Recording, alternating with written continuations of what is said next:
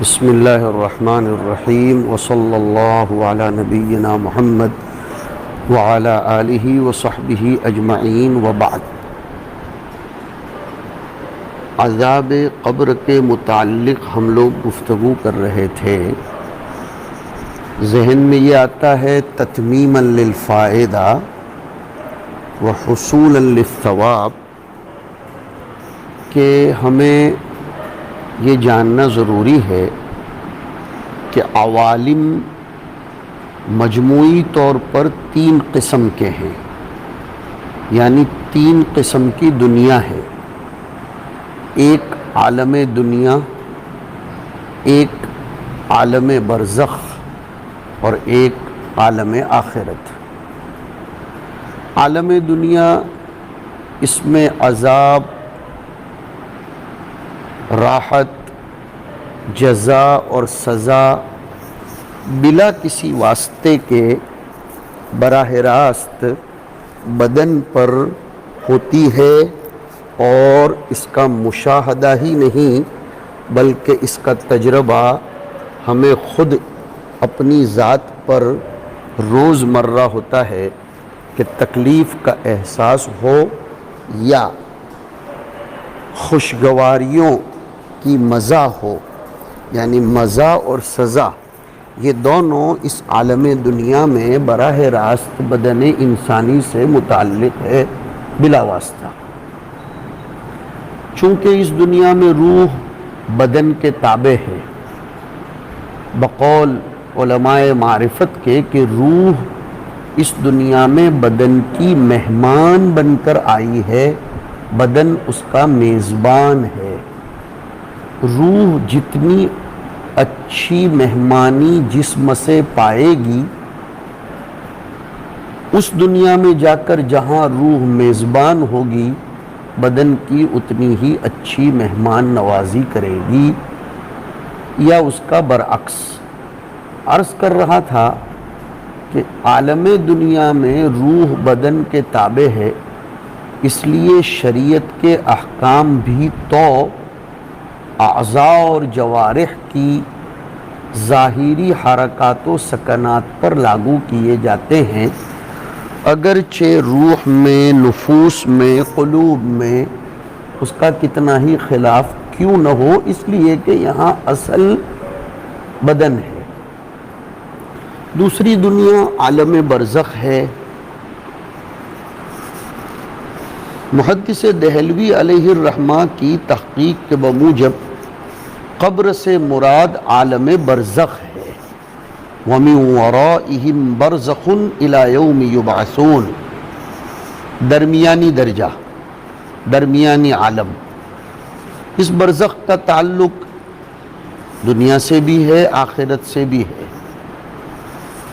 اور جیسے میں نے ذکر کیا تھا کہ قبر سے مراد صرف گڑھا نہیں ہے، اس لیے کہ جب برزخ کا ترجمہ ہم نے دنیا اور آخرت کا درمیانی عالم بتایا تو قبر سے مراد صرف گڑھا نہیں ہے جس میں دفن کیا جاتا ہے، لہذا اس میں غریق، حریق، مأکول فی بطن الحیوانات، اسی طریقے سے مطیر فی الہوا، یہ سب آ جائیں گے۔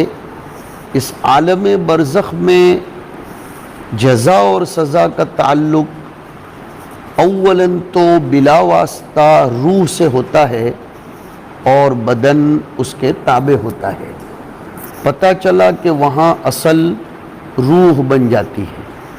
تیسرا عالم عالم آخرت ہے، جس کی ابتدا قیامت سے ہوگی۔ وہاں جزا و سزا، تکلیف و مزہ یہ بدن اور روح دونوں پر بلا کسی واسطے کے چلے گی۔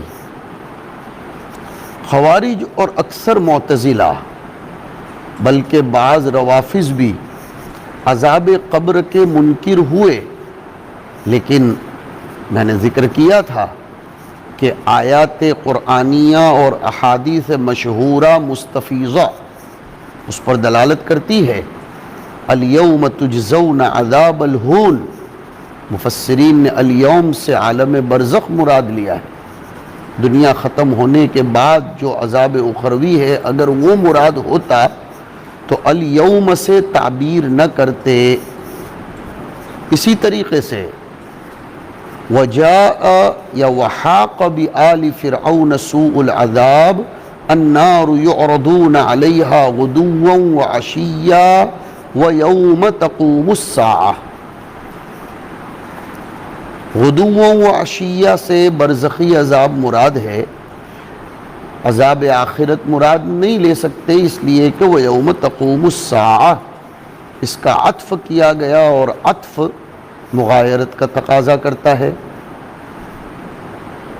صحابہ، تابعین، سلف صالحین، ائمہ مجتہدین، اہل سنت والجماعت کا یہی مذہب ہے کہ عذاب قبر ثابت ہے۔ اب اختلاف ہے کہ عذاب کس کیفیت سے ہوتا ہے، کیا مردہ کو دوبارہ زندہ کر کے، یا اس کی روح کو عذاب کے مقابلے میں یا اس کے سامنے رکھ کر، یا کوئی اور شکل ہے؟ سچی بات یہی ہے کہ مردے کو زندہ کر کے عذاب دیا جاتا ہے، نعوذ باللہ، جیسے کہ روایتوں سے پتہ چلتا ہے۔ لیکن ایک تحقیق یہ بھی بتائی گئی ہے کہ حیات اور روح تمام بدن میں پیدا کر دی جاتی ہے، جیسا کہ دنیا میں روح کا تعلق پورے بدن سے تھا، یا مردے کے کسی جز سے تعلق کر دیا جاتا ہے۔ امام شافعی رحمۃ اللہ علیہ فرماتے ہیں کہ اللہ تعالیٰ مردے میں ایک ایسی حالت شعور کی پیدا کر دیتے ہیں کہ اس سے وہ الم اور راحت کو محسوس کرتا ہے۔ آپ حضرات کو سوال ہوگا کہ اکثر معتزلہ اور بعض روافض نے عذاب قبر کا انکار ہی کر دیا، اس کی وجہ کیا ہے؟ انہیں ایک اشکال ہے کہ ہم تو بسا اوقات کافروں کو قبر میں دیکھتے ہیں، حالانکہ نہ حیات ہے، نہ کسی قسم کی آگ، نہ سانپ، نہ بچھو وغیرہ، اور بسا اوقات مومنوں کی قبر کھل جاتی ہے بارش کے موسم میں یا کھودتے ہوئے، تو وہاں کوئی راحت بھی نظر نہیں آتی۔ کل میں نے سبق کے اخیر میں کہا تھا کہ 3 قسم کے عالم ہیں، اور ایمان بالغیب کا مسئلہ چھیڑا تھا۔ عالم برزخ کے متعلق ابھی بتایا کہ اس میں عذاب و راحت پہلے بلا واسطہ روح کو ہوتا ہے، بدن اس کے تابع ہے۔ عالم دنیا میں تو بدن جو کل قبور ہیں وہ ظاہر اور ارواح مخفی ہیں، لیکن عالم برزخ میں معاملہ اس کے برعکس ہے۔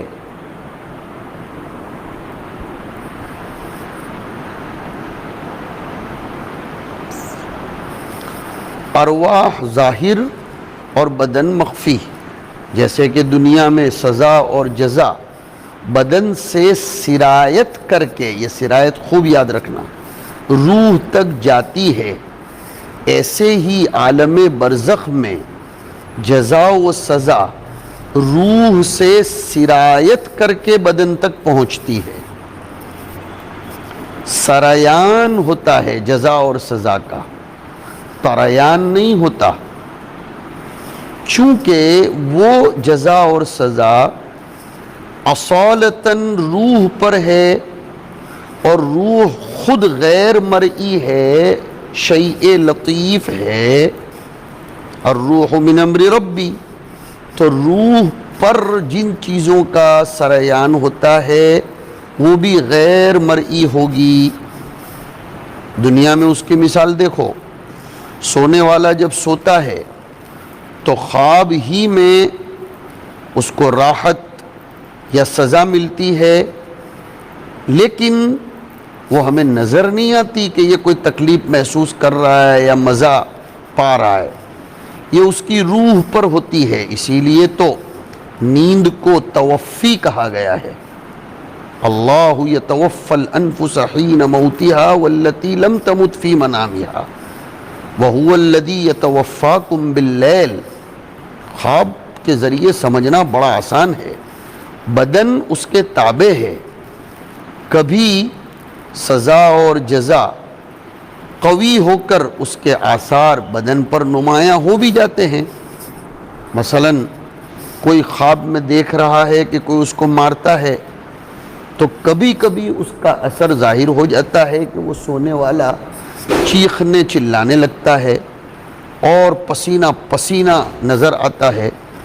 تو سب کچھ ہوا تو روح پر ہے، لیکن بدن پر کبھی کبھی آثار ظاہر ہو جاتے ہیں۔ لیکن جو شخص اس سونے والے کے پاس بیٹھا ہے، وہ جب اس کی طرف دیکھتا ہے تو اس کو کچھ پتہ نہیں چلتا کہ کون اس کو مار رہا ہے، کس قسم کی سزا اس کو مل رہی ہے، کون اس کو ادھر ادھر پریشان کر رہا ہے، دیکھنے والے کو کچھ پتہ نہیں چلتا۔ یا خواب میں کچھ لوگ ہنستے بھی ہیں، ان کے چہرے پر کبھی کبھی اس کے آثار نمایاں ہوتے ہیں، لیکن کیوں ہنستے ہیں، کون ہنسا رہا ہے، وہ نظر نہیں آتا۔ ایسے ہی قبر کی سزا اور جزا کا حال ہے، وہ اصل میں روح پر ہوتے ہیں، وہ اگر نظر نہ آوے تو تعجب نہیں کرنا چاہیے۔ یہ بات شاہ ولی اللہ محدث دہلوی رحمۃ اللہ علیہ نے لکھی ہے۔ یا یوں سمجھیے کہ بیدار آدمی کسی خاص فرحت افزا مزدع جانفشا کو سن کر یا اپنے دماغ میں کسی فکر مسرت کو لے کر لذت حاصل کرتا ہے، لیکن اس کے ہمنشی کو اس کا پتہ نہیں چلتا۔ جبرائیل علیہ السلام حضور اکرم علیہ السلام کے پاس آتے تھے، وہی پہنچاتے تھے، لیکن حاضرین میں سے کوئی نہیں دیکھتا تھا۔ اس بات کو تو معتزلہ بھی مانتے ہیں، لہذا ہم نہ دیکھیں تو قبر میں اگر سانپ بچھو نعوذ باللہ نہ دیکھیں تو اس سے اس کا نہ ہونا لازم نہیں آتا ہے، یہ امر محقق ہے، کوئی خیالی بات نہیں ہے۔ ایک بات یہ بھی ذہن میں رکھیے، اللہ نے اپنے کمال حکمت کی بنا پر ایمان بالغیب کو کافروں سے ممتاز کرنے کے لیے امور آخرت اور متعلقہ بھی امور الآخرت کو نظروں سے غائب کر دیا۔ اس غائب کرنے سے اس کا نہ ہونا لازم نہیں آتا۔ آخرت کے معاملوں کا پہلا معاملہ یہ ہے کہ ملائکہ جنت یا ملائکہ جہنم وہ جنت یا جہنم سے کفن، حنوط، جنت کی خوشبو یا جہنم کے گرز لے کر محتضر کے پاس آ کر اس کے قریب بیٹھتے ہیں، بات چیت بھی کرتے ہیں، محتضر کو کبھی سلام بھی کرتے ہیں، یا ان کو اپنے الفاظ میں یا بالاشارہ بالقلب میت جواب بھی دیتا ہے، اس کو نظر بھی آتا ہے۔ جیسے بعض محتضرین کے بارے میں آپ نے سنا ہے، ہم لوگ بھی سنتے ہیں کہ وہ کہتے ہیں بھائی ہمیں خوشبو لگا دو، جلدی سے کھڑکیاں کھول دو، دروازے کھول دو، فلاں حضرات آ رہے ہیں، فلاں ارواح طیبہ آ رہی ہیں۔ وہ سلام کا جواب بھی دیتے ہیں، لیکن ہمیں نظر نہیں آتا کہ کون آیا ہے۔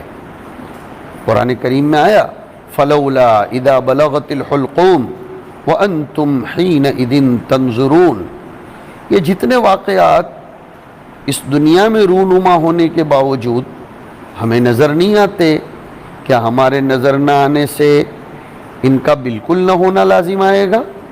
ایسا ہی عذاب قبر ہے، اگرچہ ہماری نظر اور مشاہدے میں نہ آئے لیکن اس سے نہ ہونا لازم نہیں آتا۔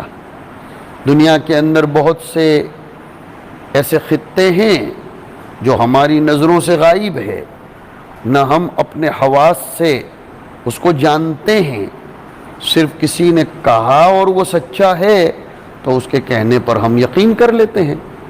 ایسے ہی عذاب قبر ہے کہ اگر ہماری نظریں وہاں تک نہ پہنچ سکے لیکن صادق مصدوق علیہ الصلاۃ والسلام بلکہ آیات قرآنیہ اس کی خبر دے رہی ہیں، کافی ہے۔ ہم اپنے قلت علم کی بنیاد پر کسی چیز کا انکار کر دیں تو یہ تو بہت بڑی حماقت و سفاہت ہے۔ اگر درندہ یا مچھلی وغیرہ کے کھانے کی وجہ سے میت کے بدن کے اجزاء اور اعضاء جدا جدا ہو گئے ہوں، پھر بھی اللہ رب العزت ان جدا شدہ اجزاء میں حیات دے کر روحانی طور پر عذاب دیتے ہیں، اور یہ کوئی مشکل بات نہیں ہے۔ پھر آگے بڑھتے ہیں قبر کے سوال کے متعلق جو ہماری حدیث شریف میں چل رہا ہے۔ سوال مومن سے ہوگا اور اس منافق سے ہوگا جو ظاہری طور پر اپنی نسبت اسلام کی طرف کرتا تھا۔ علامہ ابن عبد البر کی طرف یہ قول منسوب ہے کہ وہ کہتے ہیں کہ کافر سے تو سوال ہی نہیں ہوگا، اس لیے کہ سوال تو امتیاز کے لیے ہوتا ہے۔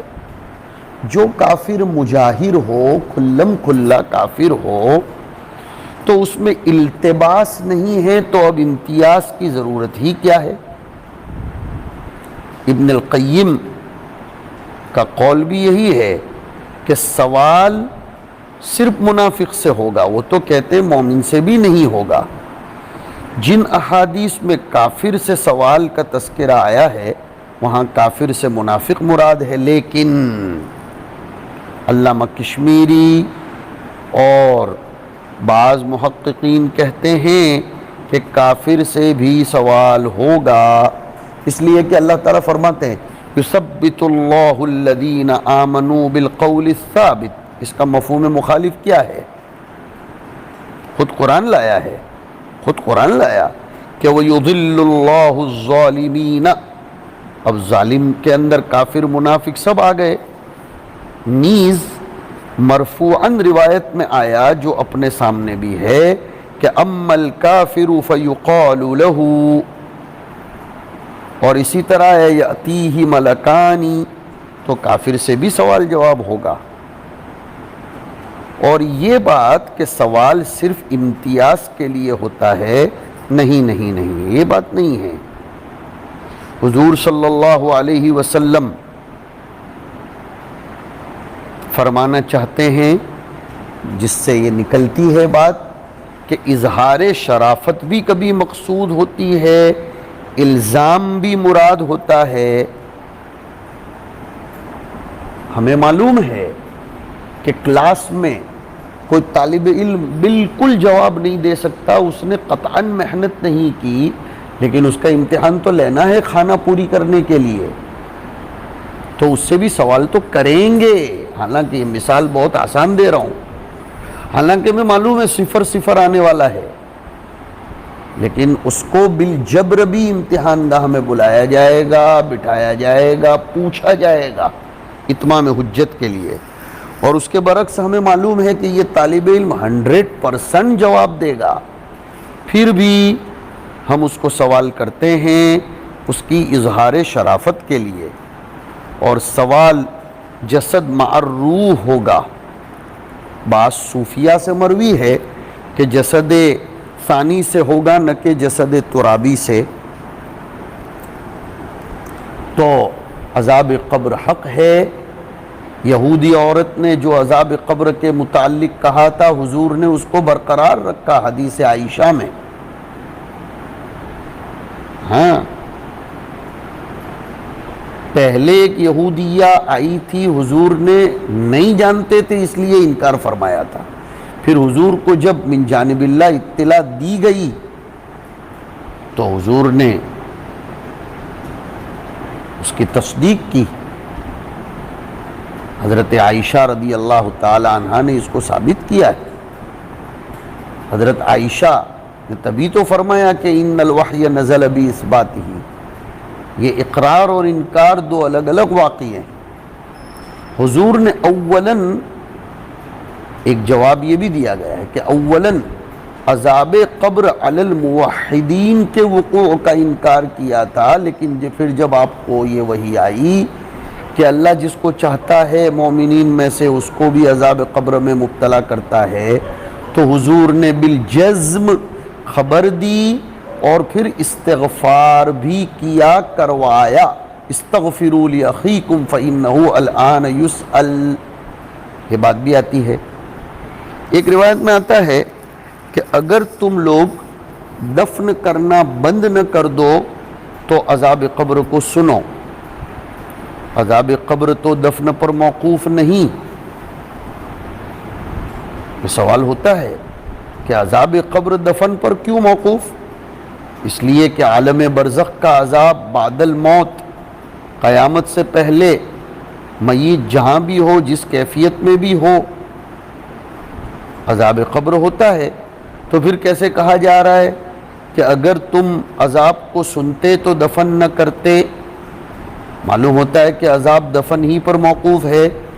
جواب یہ ہے کہ اگر تم عذاب قبر کو سنتے تو تم کو ایسی دہشت، ایسا خوف ہوتا کہ تم بے ہوش، بے عقل ہو کر دفن پر قوت اور دفن کی طاقت ہی نہ پاتے۔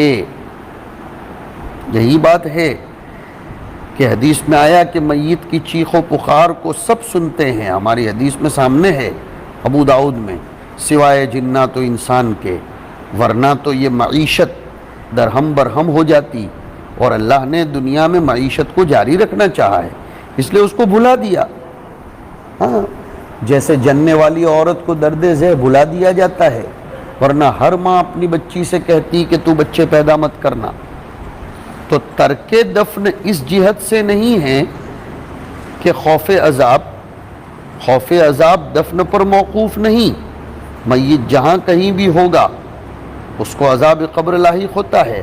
ترک دفن یہ فوات عقل کے سبب، فوات ہوش کے سبب ہوتا ہے، یا مطلب یہ ہے کہ قبرستان میں زیارت کے لیے لوگوں کا اجتماع ہوتا ہے، اب اگر عذاب قبر کو سنا دیا جاتا تو لوگ اپنے مردوں کو مکانوں سے دور کسی جنگل میں ڈال کر آتے تاکہ وہاں تک کوئی جا نہ سکے، عذاب قبر کو سن نہ سکے، اس لیے کہ زندوں کی طبیعتیں اس بات پر فطری طور پر ہیں کہ وہ مردوں کے عیب کو چھپانا اور چھپوانا چاہتی ہیں۔ اسی لیے تو حضور نے فرمایا اذکروا موتاکم بالخیر، اذکروا محاسن موتاکم، اور یہ بھی کہو کہ اگر تم عذاب قبر کو سنتے تو تمہارا حال نفسی نفسی کا ہوتا، پھر دوسروں کا کام، حتیٰ کہ تم دوسروں کے دفن کے کام کو بھی چھوڑ دیتے۔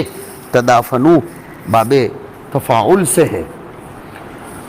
اور صلوا لہ التثبیت فإنہ الآن یسأل، مطلب یہ ہے کہ تم یہ دعا پڑھو، اللہم ثبتہ بالقول الثابت۔